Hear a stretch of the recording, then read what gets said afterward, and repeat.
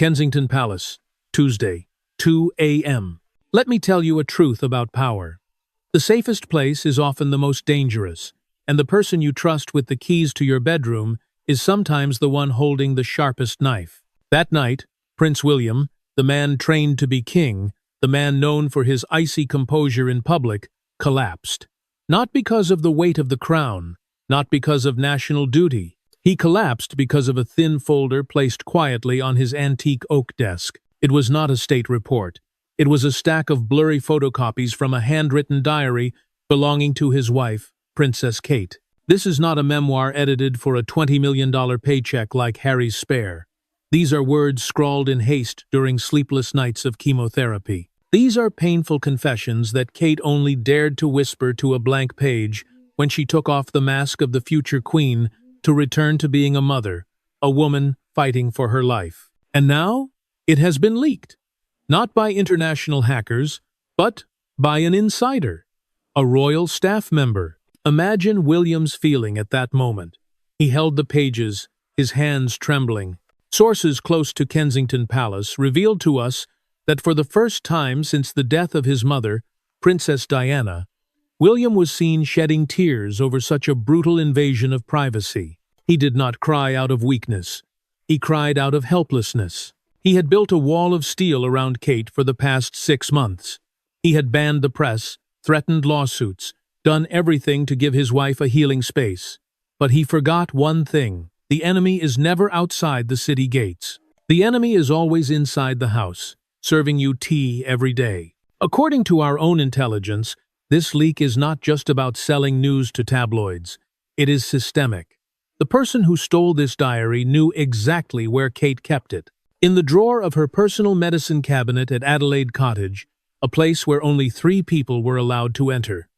William, Kate's mother Carol, and a trusted butler who has served for 10 years. What was written in it? Why did it break William so completely? The leaked pages do not talk about politics. They talk about fear. I look in the mirror, and I no longer recognize myself.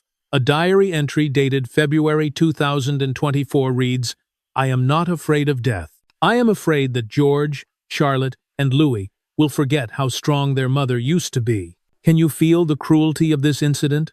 When Harry tells his personal story, it is his choice. But when the gut-wrenching thoughts of a cancer patient are stolen and auctioned off to the media, it is a moral crime. William knows that once these words appear in the headlines tomorrow morning, the image of Kate as a symbol of strength will be shaken. Not because she is weak, but because the world will see the raw scars she tried to hide.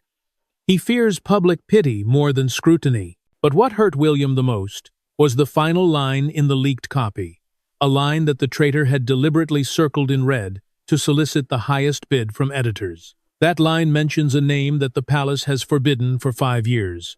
Not Harry, not Meghan. It is a name that made William realize this is not just a theft. This is an act of revenge. The real war is not in the hospital. It is starting right here, in the shadows of Kensington. The name circled in red ink at the bottom of the page was not a member of the press. It was not a political rival. It was a name that has echoed through the corridors of Buckingham Palace for decades. A name synonymous with the old guard, the unseen machinery that crushes individuals to protect the institution. It was the name of a senior courtier. Let's call him the Fixer. For William, seeing this name connected to his wife's stolen private thoughts was the moment the ground beneath him shattered. The diary entry, dated late March, just days before her public video announcement, revealed a terrifying truth. Kate was not just fighting cancer. She was fighting the palace itself. In her neat, cursive handwriting, the Princess of Wales had written words that were never meant to be read by anyone, let alone the man she shared her life with. "They told me to wait," she wrote. "They told me that my silence was dignified. But silence feels like drowning. I am not being protected. I am being erased." This is the paragraph that the traitors sold for 6 figures. It destroys the official narrative that the royal family rallied around Kate with unwavering support. Instead, it paints a picture of a woman isolated, silenced, and managed by men in gray suits who viewed her diagnosis not as a tragedy, but as a PR crisis to be contained. William realized in that freezing cold office that the leak was not just a security breach. It was a strategic strike. Someone wanted the world to know that the future queen felt abandoned by the very crown she is destined to wear. Who could have done this? Who had access?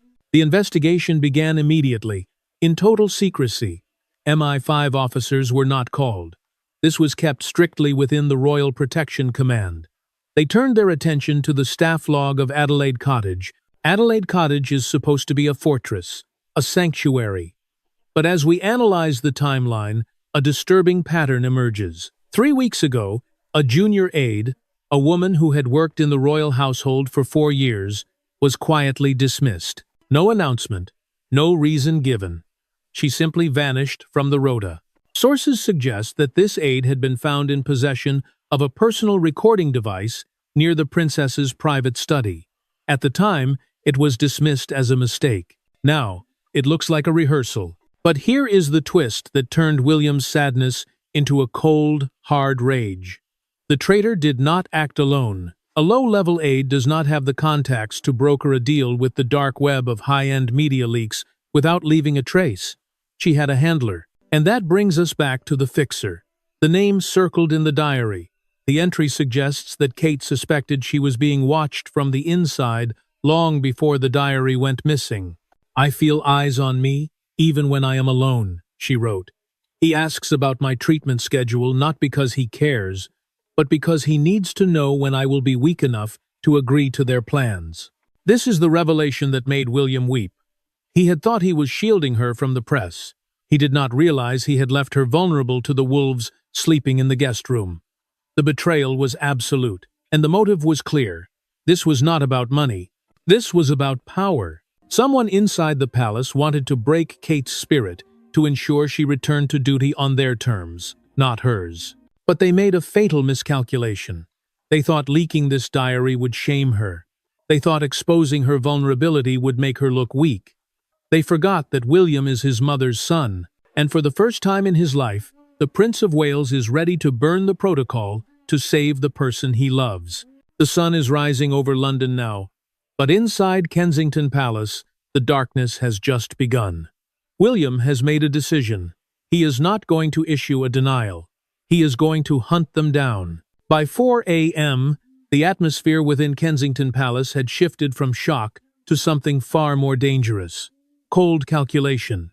For years, Prince William has played by the rules. He has respected the hierarchy, bowed to the grey men, and trusted the machinery of the monarchy to protect its own. But the theft of Kate's diary broke the final link in that chain of trust. William did not call his father, King Charles. He did not call the police. Instead, he made a call to a private security firm run by former SAS officers, a contact he has kept in his back pocket for a decade, explicitly for moments when the Royal Protection Squad could not be trusted. Within an hour, an unmarked van arrived at Adelaide Cottage. This was not a royal engagement. It was a sweep. The Prince of Wales ordered a complete electronic and physical sanitization of his family home. Every room, every phone line, every staff member's digital footprint was subjected to a forensic audit, and what they found confirmed his darkest suspicions. It wasn't just the diary. Hidden behind a decorative panel in the drawing room, the team found a listening device. Old tech, hardwired, the kind that doesn't rely on Wi-Fi signals that can be jammed. It had been there for months. This means the traitor had not just stolen a few pages of paper. They had been listening to Kate's private conversations with her doctors. They knew her white blood cell counts. They knew the days she was too nauseous to stand. They knew the days she cried. When William was shown the device, sources say he went deadly silent, the kind of silence that precedes a storm. He realized that the leak of the diary was just the tip of the iceberg. The ultimate goal was not just to embarrass Kate, but to gather enough medical intelligence to declare her unfit. Unfit for duties, unfit for pressure. Perhaps, in the eyes of the ruthless courtiers aiming to reshape the monarchy, unfit to be queen. At 6 a.m., William did something unprecedented. He issued a direct order to the head of the Kensington Palace household, bypassing the king's private secretary entirely. He ordered the immediate suspension of 4 senior staff members, including the deputy communications secretary, whose encrypted messages had been flagged during the sweep. This was a purge. Usually, firing royal staff takes months of bureaucratic maneuvering and non-disclosure agreements. William did it in 10 minutes. He stripped them of their security passes and had them escorted off the grounds before breakfast. But the most chilling moment came when William finally went back upstairs to tell Kate. He had to tell his wife, who was sleeping in the recovery room, that her sanctuary had been violated. He didn't tell her everything. He didn't tell her about the listening device yet.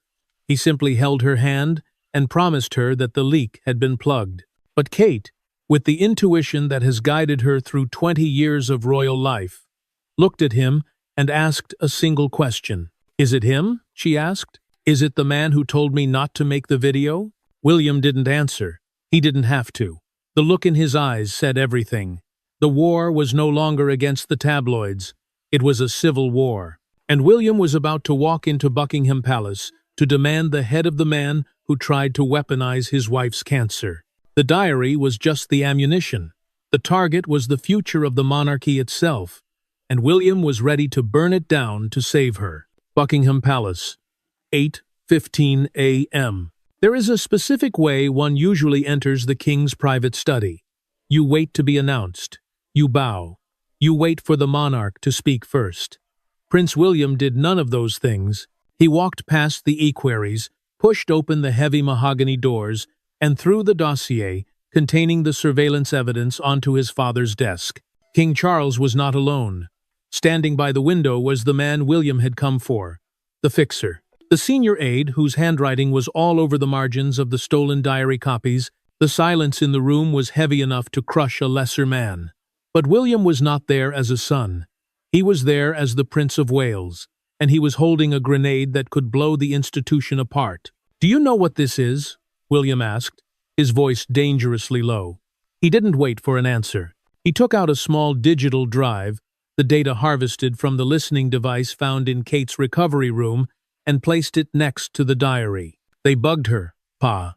They didn't just steal her thoughts, they bugged her room." King Charles looked at the drive, then at the aide, then back at his son. The king looked old in that light, tired. He is a man who spent 70 years waiting to rule, only to find his reign defined by family fragmentation. The aide spoke up then. His voice was calm, the voice of a man who believes he is the true guardian of the crown. "Sir, we needed to prepare," he said, looking directly at William. "We needed to know the prognosis. The medical bulletins were vague. If the Princess of Wales is incapacitated. The Regency Act requires us to have contingencies. We were not spying. We were ensuring continuity." There it was, the cold, mechanical heart of the monarchy. To them, Kate was not a mother fighting cancer. She was an asset that might be depreciating. They needed to know if she would survive, not because they cared, but because they needed to update the spreadsheets for the next coronation. William let out a laugh that had no humor in it. He looked at his father. "This is your reign," William said. "Is this what you want it to be? A reign where we spy on dying women to protect the brand?" Charles stood up. This was the moment of decision. On one side, the Grey Men, the machinery that had protected the throne for 1,000 years, the system that believed the institution matters more than the individual. On the other side, his eldest son, the future of the monarchy, who was looking at him with eyes that said, "Choose them, and you lose me." For a moment, the ghost of Princess Diana seemed to fill the room. 30 years ago, the palace had chosen the system over her. They had bugged her calls, leaked her secrets, and drove her into isolation. William was seeing history repeat itself, and he was drawing a line in the sand. "Fire him," William said, pointing at the aide. "Fire him, strip his pension, and hand him over to the police for illegal surveillance. Or I go to the press, and unlike Harry, I won't write a book. I will burn this place to the ground with the truth." The threat hung in the air. The Prince of Wales threatening to go nuclear. It was the ultimate nightmare scenario for Charles. The king looked at the aide. The aide looked back, confident that his service to the crown would protect him.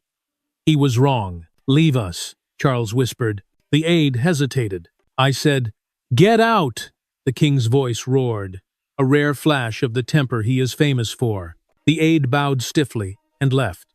Father and son were alone, but the victory was not yet won, because now Charles had to tell William the truth about why the surveillance had started in the first place, and that truth was darker than any listening device. "Sit down, William," Charles said, sinking back into his chair. "You need to read the rest of the file." William picked up the dossier again. He turned the page, and what he saw made his blood run cold. The surveillance hadn't started with Kate's cancer. It had started 2 years ago. And the target wasn't just Kate. It was the children. William turned the page. The header did not say medical notes. It read, "Subject: Wales children, psychological assessment and risk mitigation." Underneath, there were 3 columns: George, Charlotte, Louis. This was not a school report. It was a threat assessment. William read the notes under Prince George's name. Displays signs of anxiety similar to subject H. Attachment to mother is excessive. Recommendation: increase separate engagements. Limit maternal influence to prevent softness. William's hand tightened on the paper. They were not just watching Kate, they were analyzing his 10-year-old son, comparing him to Harry, looking for cracks in his psyche, not to heal them, but to exploit them. He looked at Charlotte's file. Dominant personality, protective of the heir. Risk: may overshadow the future king. Strategy: divert public attention. Ensure she understands her secondary role early. And Louis: unpredictable, high energy, requires strict containment protocols during public events. William looked up at his father. His eyes were dry now. The sadness was gone, replaced by a cold, hard clarity. "You are profiling my children," William said. His voice was steady, which made it more terrifying. "You are analyzing them like they are lab rats. You are planning how to break their spirits to fit your mold." King Charles looked uncomfortable. He shifted in his chair. "We are not breaking them, William," the king said quietly. "We are preparing them. Look at what happened with Harry. We let him run wild. We let him be too emotional. And look where we are. We lost him. We cannot afford to lose George." The justification was sickening. The palace believed that the only way to save the monarchy was to crush the humanity out of the people living in it. They believed Harry's rebellion was a failure of discipline, not a failure of love. "You didn't lose Harry because he was too emotional," William said, standing up. "You lost him because you let these people, these gray men in suits, treat him like a spare part instead of a son. And now you want to do the same to mine?" William threw the file back onto the desk. It slid across the polished wood and hit the king's hand. "I am done playing by your rules, Pa," William said. He leaned in close, his face inches from the king's. "If I see one more report, one more secret assessment, one more whisper about my wife or my children, I will not just leave. I will take them to Anmer Hall, lock the gates, and you will never see your grandchildren again. I will pull the plug on the heir, and I will let this whole institution rot." Charles looked at his son and saw something he had never seen before. He saw a king, not a king who waits for permission, but a king who is ready to go to war. But as William turned to leave the room, Charles spoke one last sentence, a sentence that stopped William in his tracks. "It wasn't me who authorized the surveillance, William." William stopped. He didn't turn around. "Then who?" Charles hesitated. "It was the one person we both thought was retired." William froze. "There is only one person with that kind of power, and if she is back, then the game has changed completely." The Baroness. William felt the blood drain from his face. He knew exactly who his father was talking about. She was not a public figure. You would never see her name in the newspapers or her face on television. But inside the walls of Windsor and Buckingham Palace, she was a legend and a nightmare. She was the woman who had managed the Diana problem in the 90s. She was the architect of the strategy that isolated Sarah Ferguson. She was the crown's ultimate cleaner, a woman who believed that empathy was a structural weakness and that the monarchy must survive at any human cost. She had retired 5 years ago, or so everyone thought. "You brought her back?" William whispered, his voice trembling with a mixture of disbelief and fury. "You brought the woman who destroyed my mother's mental health back to handle my wife?" King Charles looked out the window, unable to meet his son's gaze. "I needed someone who understood the old ways," Charles admitted. "With my diagnosis and the transition, the courtiers felt the household was becoming too loose, too celebrity-focused. She offered to consult, to tighten the ship. I didn't know she would go this far." "She didn't go this far," William snapped. "She went exactly where she always goes. She destroys the outsider to protect the bloodline. That is her playbook." The realization was terrifying. This wasn't just about a stolen diary. It was a reinstatement of the old regime. The Baroness had viewed Kate's illness not as a tragedy, but as an opportunity. An opportunity to prove that a commoner did not have the stamina for the job. By bugging her room and stealing her private thoughts, she was building a dossier of instability. "If the diary leaks," William said, pacing the room, "she will use it to argue that Kate is mentally unfit to be queen consort. She will try to trigger a regency clause for George. She wants to bypass us." Charles remained silent. His silence was an admission. William grabbed the dossier from the desk. He didn't say goodbye. He didn't bow. He turned and walked out of the king's study with the force of a hurricane. As he marched down the red-carpeted corridors, staff members pressed themselves against the walls, terrified by the look on his face. The Prince of Wales was no longer the dutiful heir. He was a man on a mission. He pulled out his secure phone. He didn't call his press team. He didn't call his lawyers. He dialed a number that hadn't been used in years, a direct line to the head of MI6. "This is the Prince of Wales," William said, his voice ice-cold. "I have a domestic security threat at the highest level. I am initiating Protocol Zero." Protocol Zero. It is a nuclear option. It means the total lockdown of a royal principal's communications and physical location due to an internal threat. William got into his car. The driver looked in the rearview mirror, waiting for instructions. "Adelaide Cottage," William said. And then he added a command that signaled the end of the old era. "And get the helicopter ready. We are leaving." He wasn't just going home for dinner. He was going to extract his wife and children. If the palace was under the control of the Baroness, then the palace was no longer home. It was a battlefield. And William was taking his family to the one place where the Grey Men could not reach them. But as the car sped out of the palace gates, William's phone buzzed. An unknown number. He answered. A female voice, calm, cultured, and terrifyingly familiar, spoke on the other end. "Running away won't help, sir," the voice said. "We already have the second volume of the diary, and the publisher in New York has just wired the deposit." The line went dead. The Baroness was always one step ahead. The line went dead, but the Baroness's voice still echoed in the car. The threat was precise. Volume 2. The publisher in New York. They were not just going to leak her fears. They were going to monetize her medical records, her darkest moments of doubt, and perhaps even her private thoughts about the king himself. William stared at the phone. For a fleeting second, he felt the icy grip of panic. If Volume 2 contained what he suspected Kate's raw, unfiltered assessment of the monarchy's future, it wouldn't just embarrass the family. It would delegitimize his father's reign before it had truly begun. The car screeched to a halt on the gravel driveway of Adelaide Cottage. The sound of rotor blades was already cutting through the morning air. The Royal Flight helicopter had touched down on the private lawn, its engines kicking up a storm of leaves and dust. Protocol Zero was active. William sprinted into the house. He expected to find a scene of chaos. He expected to find staff packing bags and children crying. Instead, he found silence. In the drawing room, standing by the fireplace, was Kate.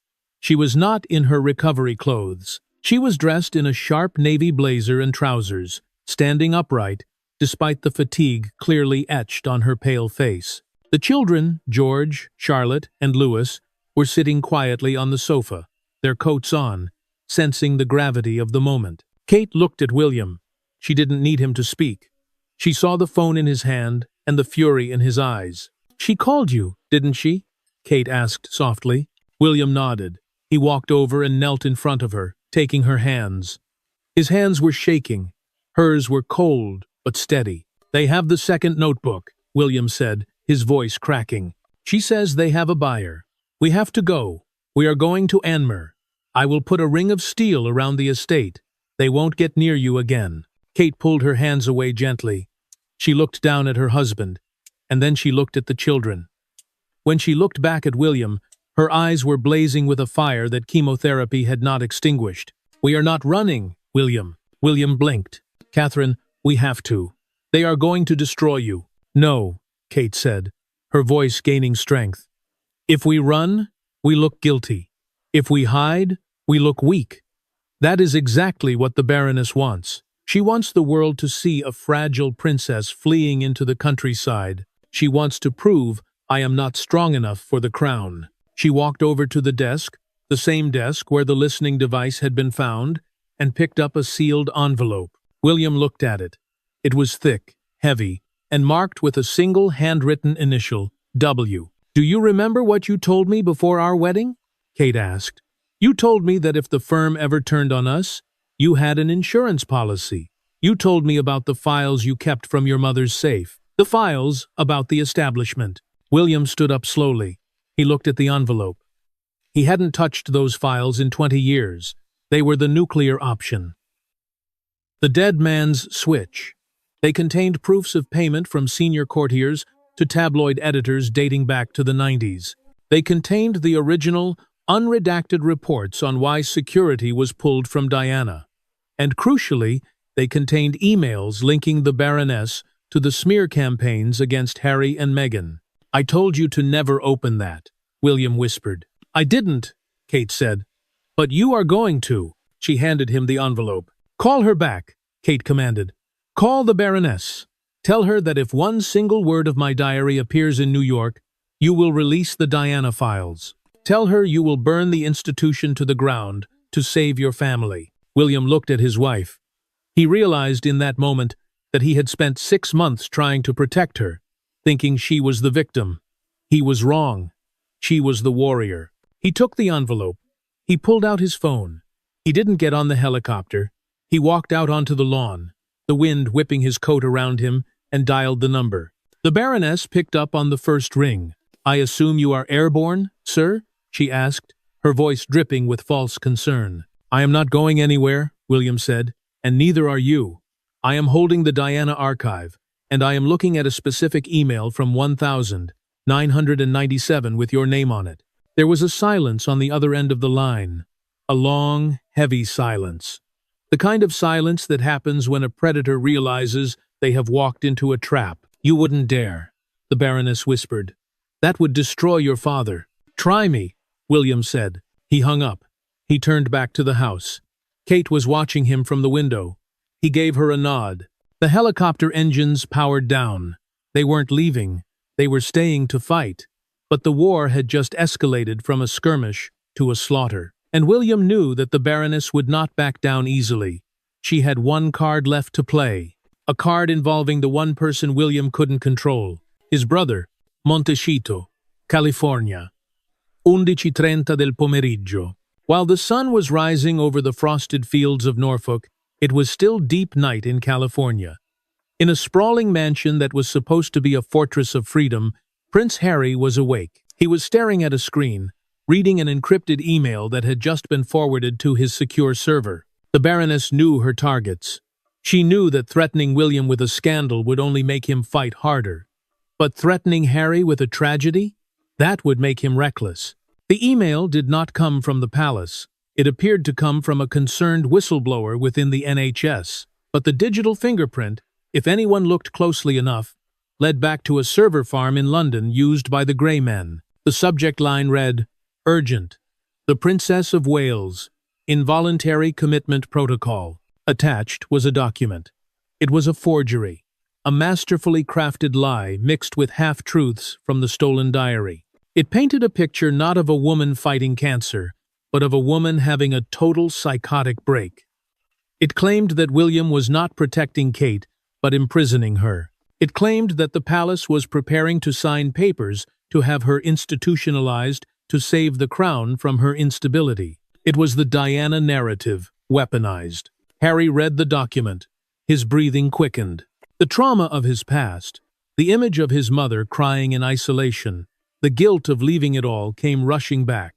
The Baroness had calculated this perfectly. She knew Harry had a savior complex. She knew that if he thought Kate was the new Diana, he would not stay silent. He would burn the world down to save her, even if it meant destroying his brother in the process. Harry grabbed his phone. He didn't check the source. He didn't call his advisors. He reacted. Back in Anmer Hall, William was still standing on the lawn, the adrenaline of his standoff with the Baroness still coursing through his veins. His phone buzzed again. He expected it to be MI6. He expected it to be his lawyers. But the name on the screen made his heart stop. Harold. William stared at the name. They hadn't spoken since the coronation. Why now?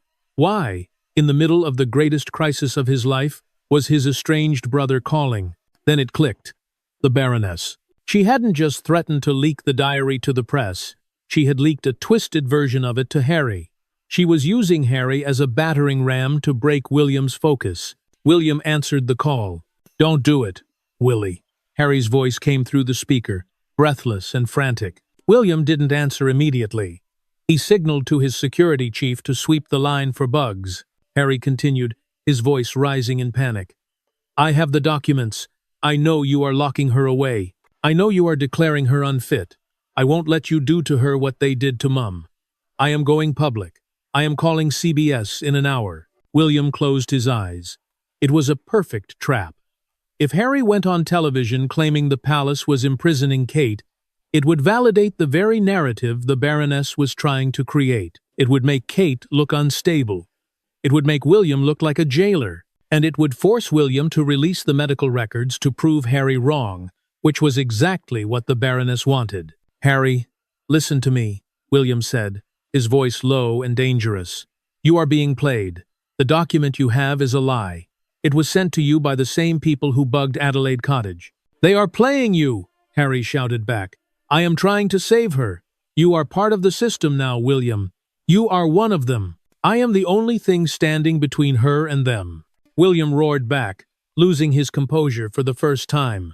The line went silent. The raw emotion in William's voice stunned Harry. He had expected the cold, dutiful Prince of Wales. Instead, he heard a man on the edge of a precipice. William took a breath. He had seconds to de-escalate this. He had to trust the brother he thought he had lost. "Harry," William said, his voice shaking, "I need you to stop talking and listen. I am holding the Diana archive. I am holding the proof of who really betrayed Mum. And the woman who did it is the same woman feeding you these lies right now." On the other end of the line, in the silence of his California study, Harry froze. The Diana archive, the one file William had sworn never to open. "If you go on TV," William continued, "you help her win. You help the woman who destroyed our mother, destroy Kate. Is that what you want?" Harry hesitated. The anger was still there, but the doubt was creeping in. "Who is she?" Harry whispered. William looked at the horizon. The sun had fully risen now.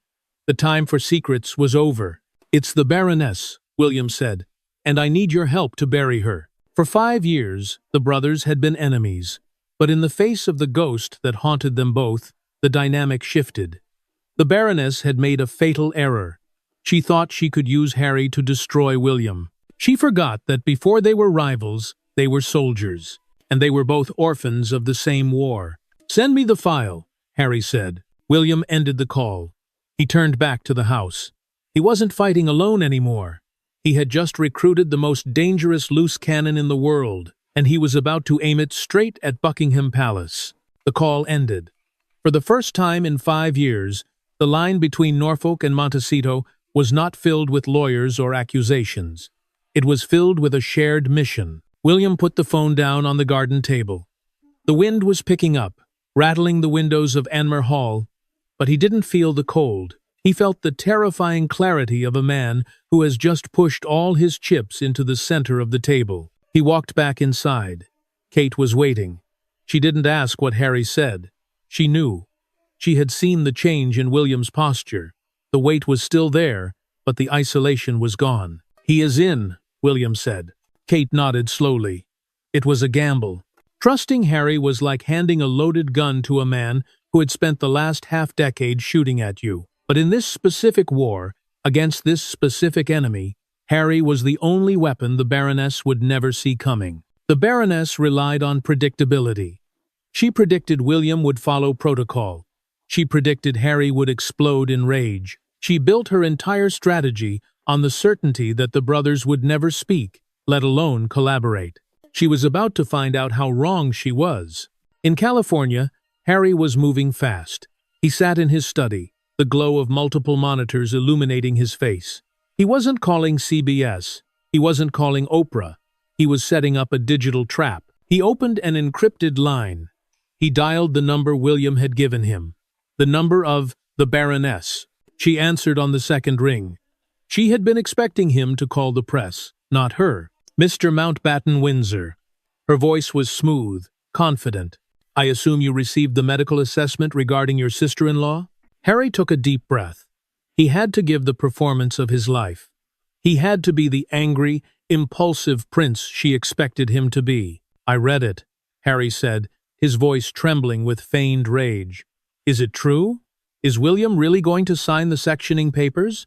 Is he really locking her away like they did to Mum? The Baroness took the bait. She heard exactly what she wanted to hear. Despair falling into the narrative she had crafted. It is a tragedy, Harry, she purred. But the princess is unwell, unstable. The institution must be protected.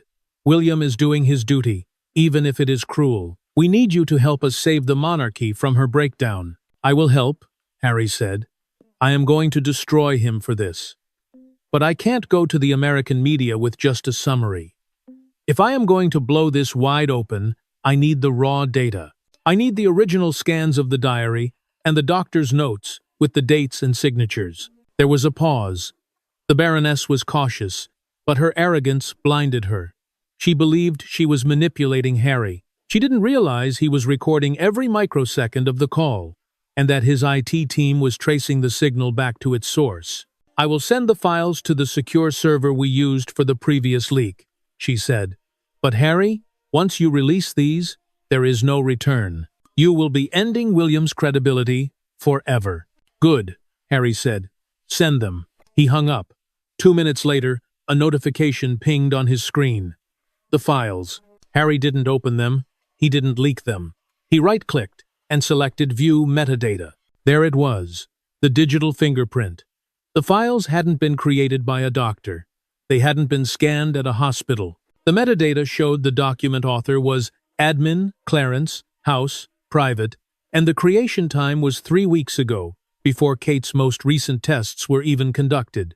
It was a fabrication, a forgery created on a government computer. Harry forwarded the entire packet, the recording of the call, the metadata, and the forged documents back to William. In Norfolk, William's phone pinged. He opened the file. He looked at the proof. He now had the Baroness on tape, admitting to the conspiracy, and digital proof that the medical crisis was a hoax manufactured within the palace walls. William looked at Kate. We have her, he said. But Kate didn't smile.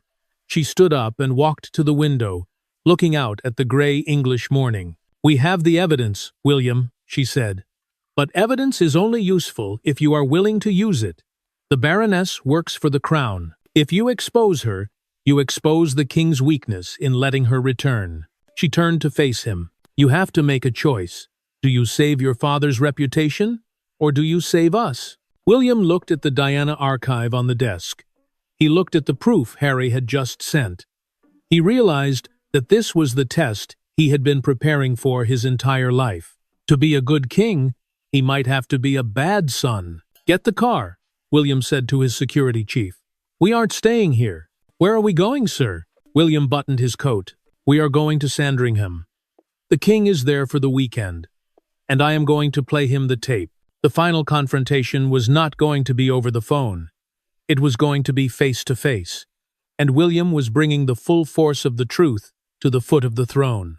Sandringham House, 2:00 p.m. The library at Sandringham is a room designed to intimidate. It is where kings have declared wars and signed abdications. Today, it was the site of an execution, not of a person, but of an era. King Charles sat by the fireplace. He looked older than his years. He had been briefed that William was coming, but he was not prepared for what walked through the door. William did not bow. Kate did not curtsy. They walked in side by side, not as subjects, but as equals. And in William's hand was the tablet containing the digital evidence sent by Harry. The Baroness was there, standing in the shadows near the bookshelf. She looked composed, confident in her belief that the king would always choose the institution over the individual. She believed she was untouchable. William placed the tablet on the coffee table. He didn't scream, he didn't shout, he simply pressed play. The voice of the Baroness filled the room. William is doing his duty, even if it is cruel. We need you to help us save the monarchy from her breakdown. Then came the metadata logs, the proof of forgery, the proof that the medical crisis was manufactured on a palace computer. The king listened. His face went pale. He looked at the Baroness. For the first time, her composure cracked. She realized that Harry, the spare she had mocked, the exile she had manipulated, had been the one to record her death warrant. "This is treason," Charles whispered. "Not against me, but against the future." The Baroness tried to speak. "Sir, I did what was necessary to protect." "Enough!" Charles's voice cracked like a whip. He stood up. He walked over to Kate. He looked at his daughter-in-law, the woman whose privacy had been violated, whose sanity had been questioned, and whose children had been profiled. He saw the quiet strength in her eyes, and he realized that if he didn't act now, the monarchy would end with him. "You are dismissed," Charles said to the Baroness, his voice low and trembling with suppressed rage. "You will leave this house. You will surrender your security clearance. You will sign the non-disclosure agreements my son has prepared. And if I ever hear your name whispered in London again, I will let William release the Diana archive." The Baroness looked at William. She saw no mercy in his eyes. She looked at Kate. She saw no fear. The game was over. She turned and walked out of the room, and with her, the old guard of the palace crumbled into dust. The room fell silent. William looked at his father. "This isn't over, Pa," William said. "We are taking control of our own household. No more gray men. No more spies. My family, my rules." Charles nodded. He had lost his advisors, but he had kept his heir. Later that evening, a single text message was sent from a burner phone in Norfolk to a secure number in California. "It is done. Thank you." There was no reply. There didn't need to be. The diary of Princess Kate was never published. The leak was plugged. The traitor was exiled. But the scars remain. The world sees a fairy tale, but inside the palace, the fairy tale is dead. What remains is a fortress. And standing on the battlements, watching for the next threat, are not the courtiers, or the fixers, or the kings. It is William and Kate, alone, together. The monarchy has survived, but the cost of the crown has never been higher.